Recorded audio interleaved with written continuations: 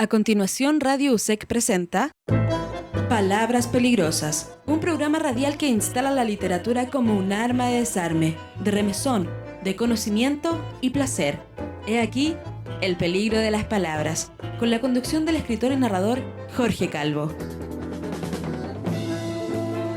Hola, ¿cómo están ustedes, queridos auditores y personas que nos acompañan semana a semana en nuestro programa literario y cultural Palabras Peligrosas, que resulta posible gracias al auspicio de Universidad SEC, Sociedad de Escritores de Chile, y Signo Editorial. Yo quiero comentarles algo que ustedes ya están muy al tanto. Es que este año es muy especial porque este año estamos cumpliendo 50 años. Se cumplen 50 años desde aquel aciago día, 11 de septiembre del 73.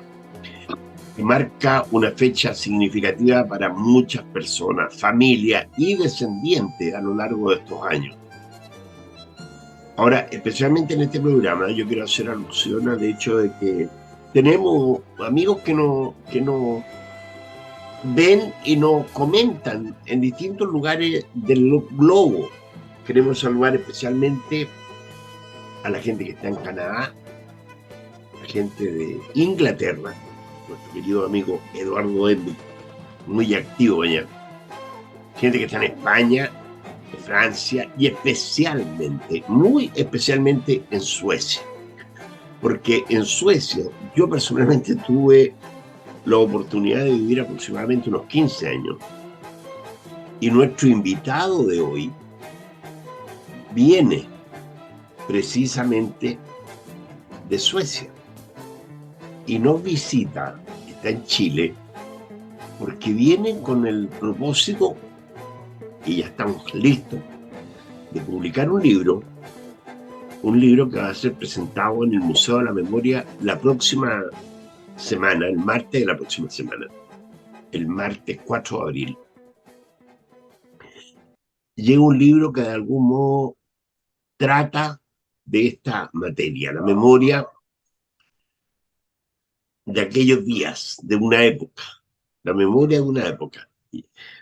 Entonces consideramos que tiene mucha actualidad y por eso vamos a conversar con él y seguramente vamos a estar en los próximos días conversando con más gente, porque he sabido de mucha gente que en este año va a sacar libros, mucha gente.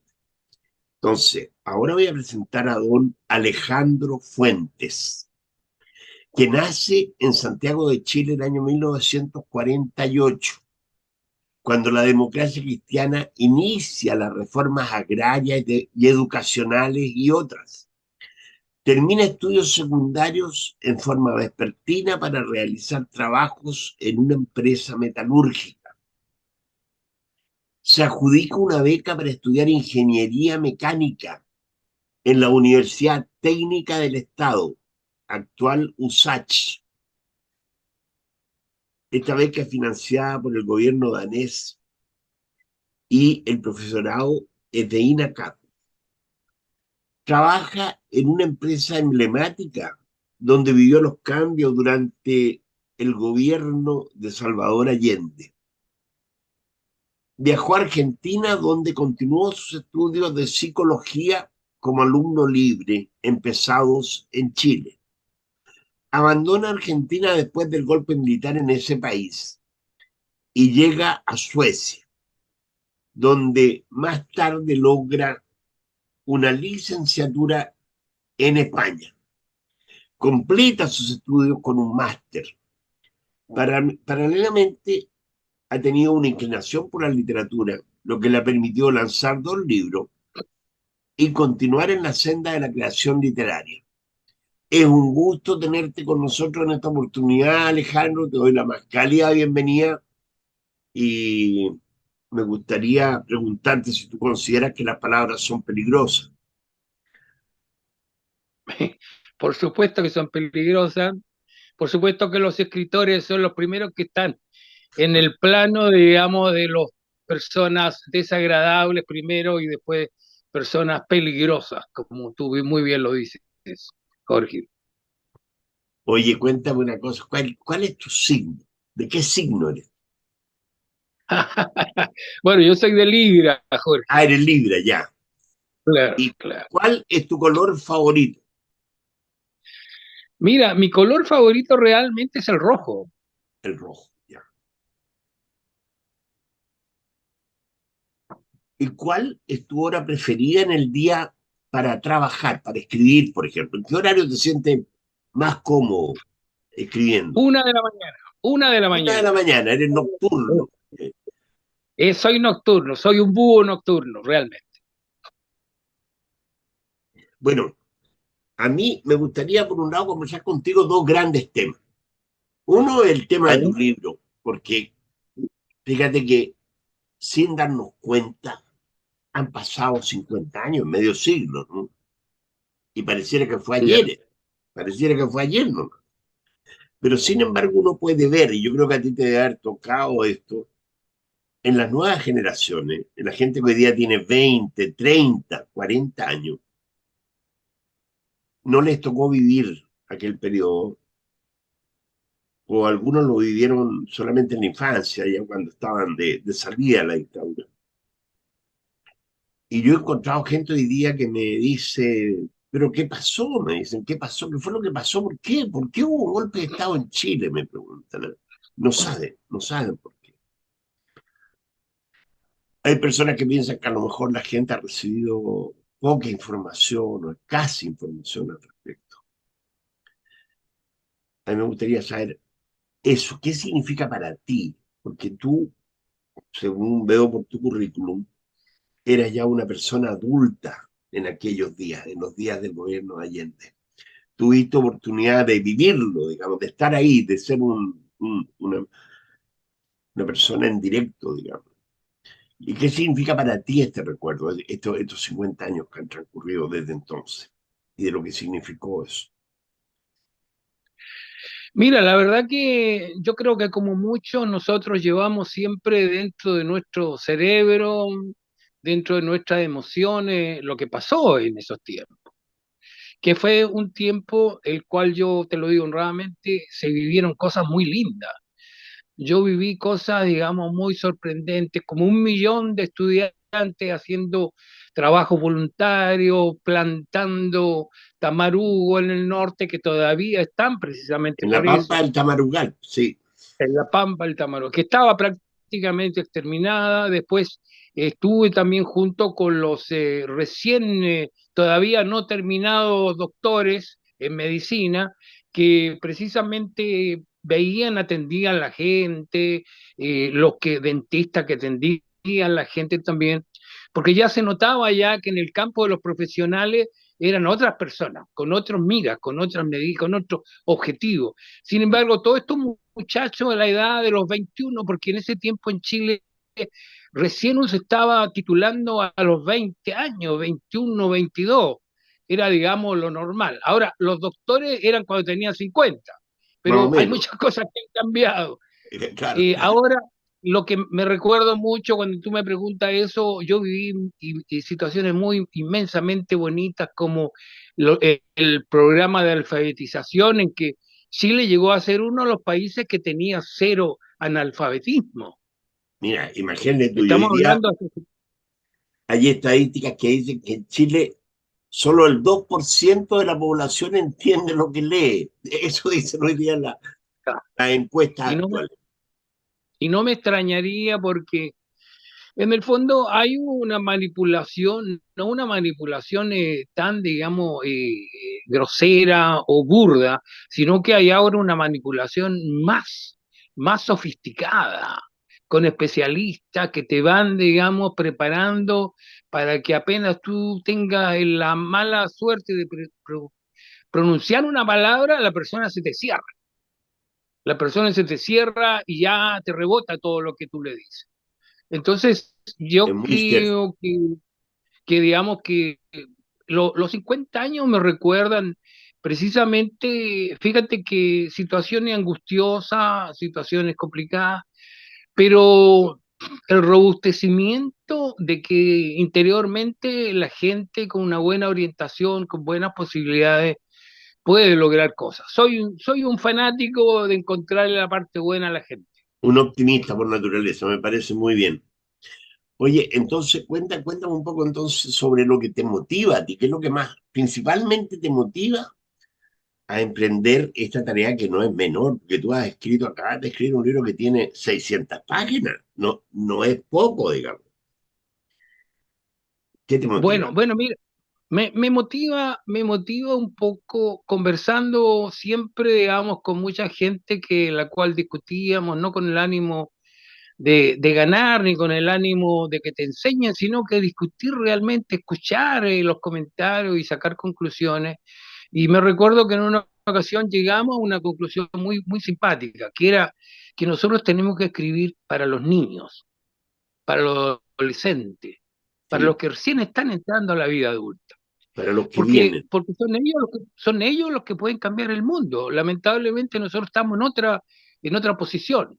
Ellos están y los que pueden integrar una forma diferente de pensar, una forma diferente de actuar. O sea, hay posibilidad en ese sentido. El sonido. Se te apagó el sonido. Se te apagó el sonido. Actívalo.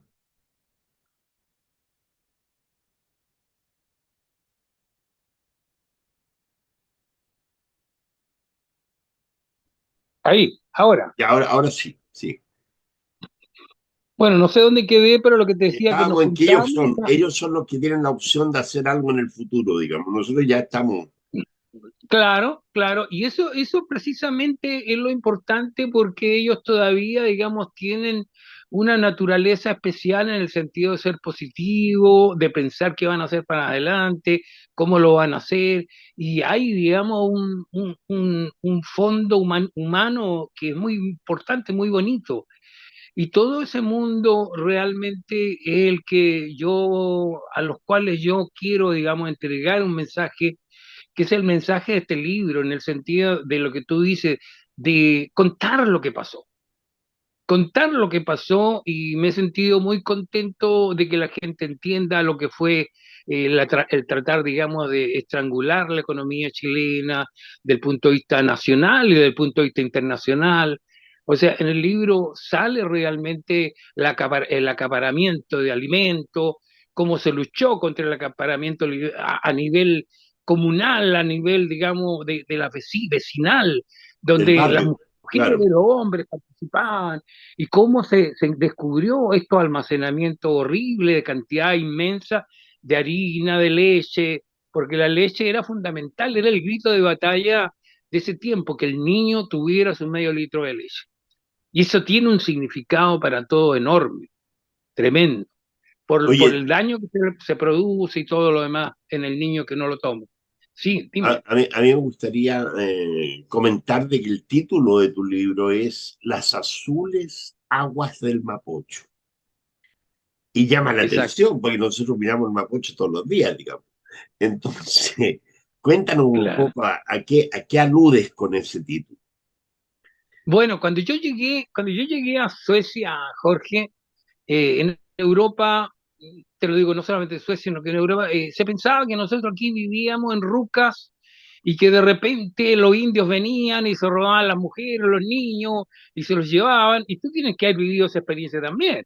Claro Es que decir, sí. nosotros éramos terriblemente analfabetos, terriblemente ukuniga, que significa que no sabemos de nada. ¿Te fijas? O Claro. sea, realmente la explicación para Europa es que esta gente vive pobre y vive en esa realidad porque son muy, digamos, del punto de vista humano, son diferentes a nosotros. Es el principio, un principio medio fascista, medio, digamos, hitleriano, Ya, pero, pero, claro. pero comible, Sí, adaptable. Y yo sí, lo vi, digamos, y lo vi como tú lo debes haber visto, y muchos de nosotros lo han visto, sí. que en ese tiempo se pensaba eso de Chile. Y en Chile los postales, y te lo digo porque lo vi y lamentablemente no lo pude guardar, sé que en algún momento lo voy a encontrar, pero eran postales de Chile donde salía, digamos, el rapocho azul. Mm. y los nativos se bañaban ahí en esto, ¿te fijas? claro, ¿Ah? Y lo que más claro. se veía era un pedacito del hotel, el Sheraton. Sí, O sea, era la invitación para los turistas, vaya allá, usted mire, y de ahí de las ventanas puede mirar, digamos, claro. Entonces, todo esto yo creo que es muy significativo porque en un tiempo, hace 50 años atrás, nosotros con nuestra ida a Europa y con mostrar que nosotros no éramos así, hemos ido cambiando esto, lo hemos ido cambiando. Y las azules aguas tiene que ver un poco con que cuando el gobierno Allende comienza a hacer todos los cambios, que eran cambios significativos, respecto a lo que estábamos hablando recién, al analfabetismo, a la Sí, educación, a lo que era la alimentación de los niños, toda esta potencialidad, esto de alguna forma todo empieza a boicotearse. Y afuera, en Europa, y en el mismo Chile se empieza a mostrar que el mapocho es sucio, que es pestilente, que los niños van a recoger comida afuera, abajo, en los puentes. O sea, empieza a darle otro significado al asunto. Y te digo que en muchas partes de Europa, por la información que yo recibía vía un vecino nuestro, se mostraba, digamos, una catástrofe en Chile, en circunstancias que era todo lo contrario, ¿no? ¿Ah? claro. Los trabajos voluntarios eran clasificados hacia el exterior como poco menos, digamos, que un grupo promiscuo de jóvenes que, Mm, apoyados por el gobierno, hacían samba canuta y estaban metidos, digamos, en cuestiones ya de mal gusto, por sí, decirlo suave. sí, por decirlo Es decir, suave. que la leche que se daba no era una leche, a pesar de que era leche en polvo, no era la leche que se le debía dar a los niños, una leche líquida de la vaca. Es decir, todo era tergiversado, Claro. todo fue tergiversado. Y eso, digamos, en el amplio y extenso sentido, digamos, del conocimiento de que todo Ujú, lo que se estaba haciendo en Chile era extraordinariamente diferente. Claro, tan diferente que llega un momento en que se hace una nueva elección en Chile y resulta que Allende ya no gana por un marginal, sino mm, que ya empieza a ganar ya por una cantidad mucho más grande. extraordinaria. Pensando que toda la campaña que tenían ellos de terror y la campaña Ujú, exterior, resulta que es al revés, porque la gente empieza a vivir la realidad. sí. Y eso ya genera, evidentemente, la necesidad de un golpe de Estado que fue, digamos, lo único que podían hacer para detener digamos, avance masivo, esta cosa, Fíjate que, digamos, claro, importante que era.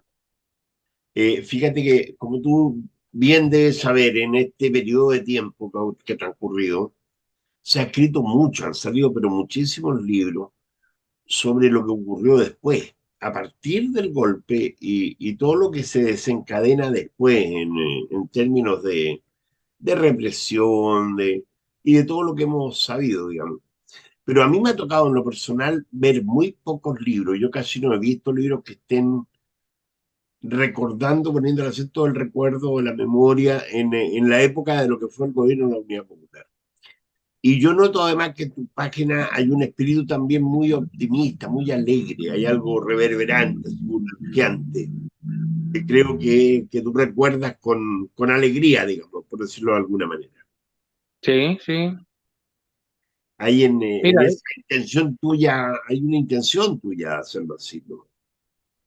claro, mira, la intención mía es mostrar que realmente no decirlo, sino que mostrarlo en una forma vívida, cómo es posible hacer cambios tan radicales, tan importantes y sobre todo tan altruistas hoy, porque realmente en ese sentido Allende con su mensaje y con lo que estaba haciendo era de un peligro inmenso, era de un peligro inmenso. En el libro está relatado cuando se tiene que hacer la votación para nacionalizar el cobre. Claro. Y está incluso porque lo pude lograr, está incluso el debate que hubo dentro de la derecha, que llegó un momento que tenían miedo que alguien de ellos votara en contra de esto. Entonces, Claro, hasta los más, eran parte de algo que era imposible no estar a favor, digamos, claro. Exactamente, habían tipos recalcitrantes y por supuesto los jefes de partido se decían, pero ¿cómo? Si este loco va a votar en contra, se van a dar cuenta quiénes somos nosotros, en pocas palabras. Claro. Entonces, esto, digamos, y inmediatamente está también la reacción del gobierno, la reacción de la derecha, por otro lado, en el sentido de inmediatamente desarrollar una táctica para contrarrestar esto. Y la táctica fue hacerle creer a los trabajadores del cobre que ellos eran los dueños del cobre. O sea, en Claro, el fondo quiero revivir situaciones que se van a presentar nuevamente. claro. Porque la presentación inmediatamente después del gobierno de Allende, vienen los robos en las calles, viene el asalto y todo, porque se quería distraer, o sea, llegó a la izquierda, llegó al comunismo y ahora no hay orden. Y claro, y efectivamente había una conjunción entre fuerzas militares, fuerzas de carabineros de tipos, digamos, que vivían del robo, que vivían del asalto. Es decir, hay una, no en la misma magnitud que ahora, pero uno ve, digamos, cómo se usan ciertas tácticas, ciertas estrategias que tienen como objetivo que la gente reniegue de aquello, digamos, que pensó que era correcto. Oye, tú me has comentado a mí de que ahora, una vez terminado el libro, porque lo terminaste hace algún tiempo, el libro lo han estado transmitiendo por programas radiales en Suecia, la comunidad chilena, que es bastante grande. Yo sé que hay alrededor de 40.000 chilenos en Suecia. Y tú has visto cómo ha sido recibido por el público, te han hecho comentarios de las Mira, lecturas que se han hecho en radio. claro, porque mira, el libro está pensado en muchos aspectos. Uno de los aspectos es que no es un libro que tú tienes que empezar a leerlo de un viaje y terminarlo, sino que tú lo puedes leer por capítulo. Y Claro, cada capítulo está marcado dentro de la posibilidad de que usted vaya a la Biblioteca Nacional o a cualquier biblioteca de Chile, incluso de afuera del país, y ver y cotejar, digamos, si lo que se está diciendo ahí pasó. Es decir, la votación del cobre, el cobre que lo embargan en Francia, en sí. Le Havre, el Sí. cobre que también ¿cómo se llama? Lo embargan los suecos. Es decir, cuando todo lo que va pasando se va relatando un poquito para que la persona pueda en determinado momento parar el capítulo y, bueno, y volver de nuevo. Claro. Es una lectura fácil, no porque quiero, digamos, machacarle, ¿cómo se dice? Masticarle a las personas que lo leen, sino que simplemente porque está dirigido, tal como te digo, a jóvenes y a Claro. personas que están recién interesándose en esto que se ha perdido mucho y no es casual, el de leer. Oye, y si bien tu libro se basa en una historia que tú viviste, en cierto sentido, tiene un componente autobiográfico fuerte. Por otro lado, también tiene algo de ficción, es como novela, se presenta como una novela, ¿no? Sí, Eh, sí. tú recuerdas o reproduces situaciones que están noveladas y hay algunas que pueden ser bastante entretenidas, digamos, de acuerdo a lo que yo he leído. Y Ya. te quería preguntar si hay alguna anécdota de aquellos días que a ti te gustaría rescatar ahora o recordar, que tengas más fresca, más a mano. Mira, la que más me gusta es la anécdota del cómo se llama, de cuando se produce el embargo de cobre en Chile, porque muestra, digamos, la mano internacional ya metida ahí, ¿ya? Claro. Y esto pasa en Francia cuando hasta cierto punto no, yo recorrí todas esas, pude reconstituir esa situación. Y Ya, pude, digamos, en base a eso, pasearme como si yo estuviera viviendo en ese tiempo, ir por las calles de Le Havre, que es un puerto muy grande, y de repente encontrar ¿cómo se llama? Una fuente soda que se llamaba Barcelona, ¿claro? Y entrar ahí y vivir lo que yo relato un poquito, pero ya eran 30 años después, 25 años claro. después. Pero la imaginación en base a lo que había vivido, gente que lo vivió, lo pudo reconstituir en el sentido de ahí encontrarse con que están mirando en la televisión francesa, que en ese tiempo era blanca y negra. ¿Cómo ves tú cómo la noticia informa de que le han embargado, Estados Unidos le ha embargado el cobre a Chile, y se pregunta si es posible que un gobierno pueda embargarle a otro gobierno las cosas así? O sea, perdón, una empresa, porque fue una empresa la que Una embargó. empresa. Claro, y lo que queda claro en el fondo es que cuando yo estoy viendo las noticias, ahora me personalizo la otra persona, cuando estoy viendo la noticia en la televisión, se ve, te muestran el Mapocho, la gente buscando comida en las riberas del Mapocho, los niños famélicos, flacos, cuando en realidad la realidad era completamente distinta. O sea, eran ya reportajes trucados ya. Se quería, digamos, informarle al francés de que había que hacer eso porque Allende era un monstruo, estaba haciendo algo, cosas increíbles, o sea, comentario, claro. Entonces, el muchacho este habla se da cuenta que el dueño de la Fuente Soa es un español que arrancó de España. Y De resulta Franco. que había arrancado no en el Winnipeg, sino que en el otro barco En otro, que se sí, mandó, claro, ahí fue que son dos barcos. Se sí. fue allá y claro, y volvió después a Francia porque no podía entrar a España porque estaba perseguido, y ahí se hizo, digamos, ¿cómo se llama? Su fuente de soda, su café. Y él se recordaba que en Valparaíso, donde él había estado en Chile, había vivido lo mismo, había vivido la misma situación de que Franco decía que era el paladín, digamos, de la iglesia cristiana, etcétera, etcétera. Mientras se hacían los bombardeos, digamos, que los nazis hacían para ayudarlo a él. Eso fue una parte muy bonita porque termina el pasaje este cuando los trabajadores, digamos, los estibadores de Le Havre, se Sí, niegan a bajar el cobre claro. porque dicen que eso no es correcto. Entonces fue ya, digamos, lo de Chile ya no fue nacional, fue internacional. Fue internacional, Fue exacto. internacional porque se abrió un debate inmenso si se podía o no se podía una empresa embargarle cosas a un país. Entonces ya evidentemente Chile pasó a ser un país mucho más peligroso. Ya no era Allende, ya era un país peligroso.